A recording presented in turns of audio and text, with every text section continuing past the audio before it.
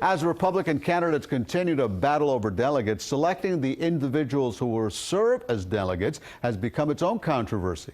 And as CBS 4's Jim DeFede shows us, despite Donald Trump's overwhelming win in Florida, many of the people being chosen have little allegiance to him. I'm out here to support Donald Trump, our future. There's too many tricks being played. The whole primary process on both sides, both parties, is smoke and mirrors. Oh, I should be concerned. This is my country, and I love it. Saturday, a group of Trump supporters gathered in Miami Lakes outside the Oliva Cigar Warehouse. Inside, Republican Party officials were selecting 15 of the 99 delegates who would go to the Republican convention this summer in Cleveland and cast a vote for the billionaire populist. But the protesters outside said they were worried party officials would choose so-called Trojan horse delegates, delegates who claimed to be supporters of Trump, but who would break away from the reality TV star as soon as they were able to and vote for rules at the convention that could hurt Trump. They're stealing it from us. They're stealing it from Trump. This Trump supporter took to Facebook last week after party officials in Broward and Palm Beach picked delegates who she claims are known supporters of Marco Rubio and Ted Cruz. The fix is in. We're going to lose the brokered convention because they're picking people who are not for Trump. Dolly T. Rump, yes, that's really her name, is the head of the Trump campaign in Broward.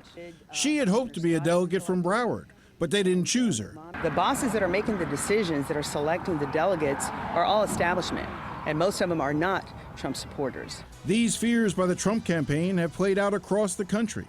In Wyoming and Colorado, all of the delegates were given to Cruz supporters, leading the candidate himself to declare the system to be rigged. That delegate system is a disaster, the way they count. It's a disaster. One of the people Saturday interviewing for a delegate position was former Congressman David Rivera. You were an avid supporter of Marco Rubio. If you go as a delegate, is it difficult then to go as a delegate on behalf of Donald Trump? I'm an avid supporter of ending the disastrous 8 years of the Obama administration with whoever the nominee may be.